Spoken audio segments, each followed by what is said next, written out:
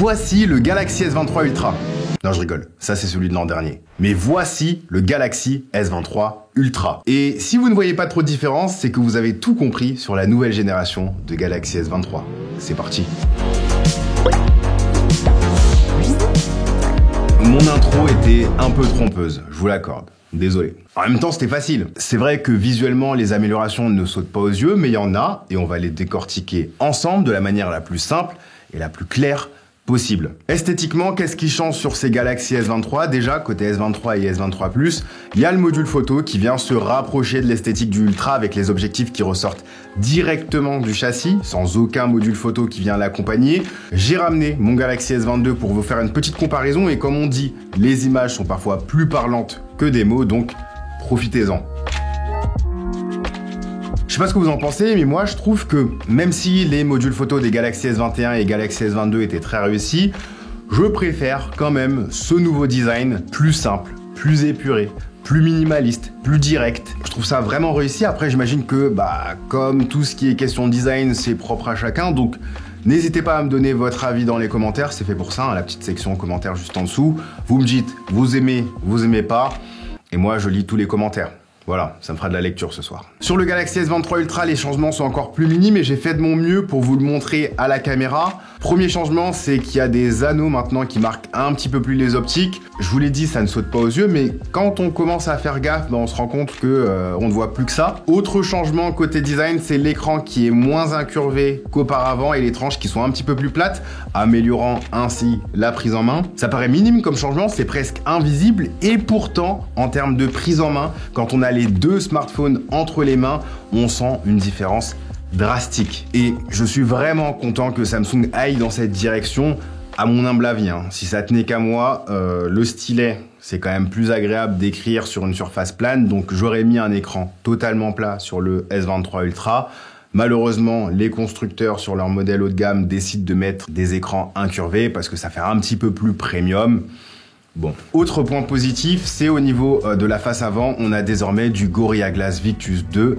Le verre sera plus résistant face aux chutes. Si on veut continuer sur les changements quasi invisibles, il faut cette fois-ci se tourner à l'intérieur des Galaxy S23. Les Galaxy S23 et S23 Plus ont le droit à des batteries plus grosses. Elles passent de 3700 à 3900 et de 4500 à 4700 mAh respectivement. Donc on a une augmentation de 200 mAh sur chacune des batteries. La version Ultra n'a pas vu sa batterie augmenter. D'ailleurs, les vitesses de recharge n'ont pas augmenté non plus. On reste sur du 45 watts sur le S23 Ultra et le S23 Plus et du 25 watts sur le S23 classique. Personnellement, je préfère largement une grosse autonomie qu'une grosse recharge, donc j'espère que ce petit gain au niveau de l'accumulateur permettra d'avoir une meilleure autonomie, notamment sur le petit modèle. En parlant de fiches techniques, c'est officiel, Samsung n'intégrera pas de puce maison Exynos dans ses Galaxy S23 européens.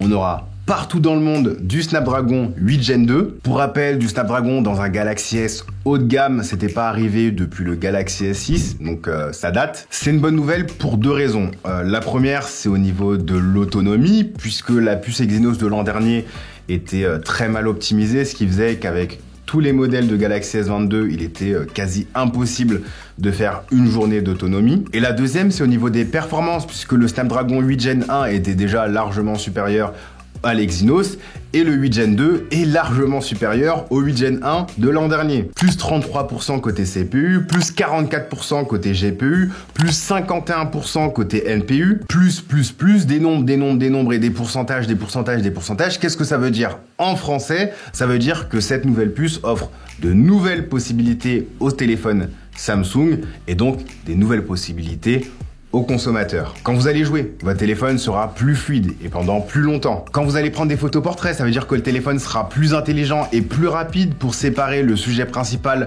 de l'arrière-plan tout en appliquant divers traitements sur différentes parties de la photo.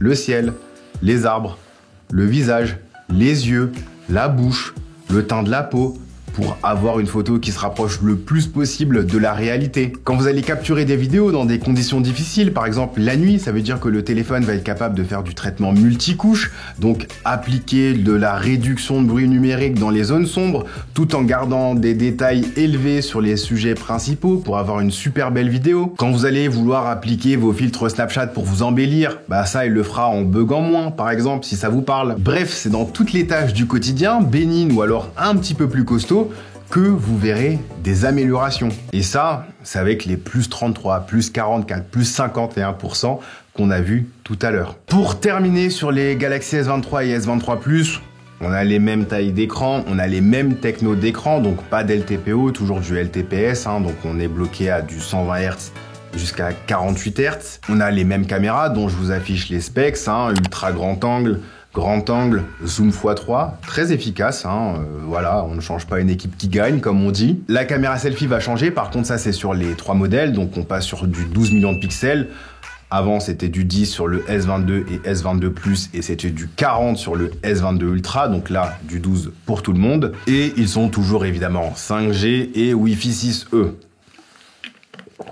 Parlons maintenant du Galaxy S23 Ultra. Gros changement cette année, le Galaxy S23 Ultra accueille un capteur de 200 millions de pixels. Alors, je peux pas vous donner d'avis là tout de suite sur le capteur de 200 millions de pixels, c'est certainement pas lors de cette prise en main de 2-3 heures qu'on peut se faire un avis sur une telle techno. Il faut que je compare avec ses concurrents directs, il faut que je compare par rapport au modèle de l'an dernier. Mais par contre, je peux vous expliquer son fonctionnement et évidemment les possibilités qui vous sont offertes. Déjà, quand vous allez prendre des photos, vous aurez des photos de 12,5 millions de pixels par défaut. Samsung va bien évidemment utiliser sa technique de pixel binning pour fusionner 16 pixels en un, afin d'avoir un super pixel plus sensible à la lumière, ce qui sera notamment pratique lorsque les conditions lumineuses sont défavorables. Mais lorsque les conditions lumineuses seront favorables, c'est-à-dire en extérieur, en plein soleil, lorsqu'il fait super beau, dans ce cas-là, je vous conseille d'activer le mode 200 millions de pixels pour avoir une photo ultra détaillée. Avec cette photo ultra détaillée, vous pourrez faire deux choses. Soit la garder telle qu'elle, pourquoi pas l'imprimer, l'encadrer chez vous pour le plaisir, ou alors venir recadrer dans l'image pour attirer l'œil, pour focaliser le regard sur un détail dans l'image. Et ça permet d'avoir différentes compositions avec une seule et même photo. A fortiori, cette définition supplémentaire, mais aussi la puissance de calcul supplémentaire, débloque enfin la 8K à 30 images par seconde. Et cette année, le champ de vision est plus large, ce qui permettra d'avoir plus de flexibilité en termes de créativité. Enfin, la stabilisation de l'image a été améliorée avec le degré de compensation qui a été doublé. Donc techniquement, normalement en tout cas, vos vidéos devraient être plus stables. Bref, plein de promesses marketing que je vais mettre à rude épreuve à travers mes différents formats que je vous prépare, les comparatifs photos, les tests photos de nuit, le test complet. Donc abonnez-vous pour ne pas rater mes vidéos. Ça me fait penser qu'on n'a toujours pas parlé de prix, la douloureuse. Cette année, effectivement, les prix ont augmenté. Le Galaxy S23 débute à 959 € en 128 Go. Le Galaxy S23 Plus débute à 1219 € en 256 Go. Et le Galaxy S23 Ultra débute à 1419 € en 256 Go lui aussi. Donc si on prend leur équivalent de l'an dernier, on a une hausse de 100, 120 et 60 € respectivement. À savoir que lors des précommandes qui commencent aujourd'hui jusqu'au 16 février, si vous achetez un des 3 modèles, vous aurez le stockage en double d'offert. Par exemple, si vous achetez un Galaxy S23 128 Go à 959 €, vous en recevrez un en 256 Go. En plus de ça, vous aurez 150 € de bonus reprise. Imaginons que vous vouliez vendre votre OnePlus 10 et que Samsung vous le reprenne 400 €, et ce sont 550 € qui seront déduits du prix du Galaxy S23. Vous l'aurez compris, c'est une petite manière de faire passer la pilule quant à la hausse de prix. Mon conseil, évidemment, c'est d'attendre quelques mois que les prix baissent. Ça, c'est typique des smartphones Android. Il n'y a qu'à voir sur le site de Samsung, le Galaxy S22 Ultra, par exemple, il coûte 999 € au lieu de 1259 €. Le Galaxy S22, il coûte 649 € au lieu de 859 €. Mais si vous êtes impatient, dans ce cas-là, profitez vraiment de ces précommandes. Dans tous les cas, lâchez un gros pouce bleu pour soutenir mon boulot. N'hésitez pas à vous abonner et à partager cette vidéo pour que les gens comprennent un petit peu ce qui s'est passé côté Galaxy S23. Quant à moi, je vous dis à la prochaine. Prenez soin de vous. Peace.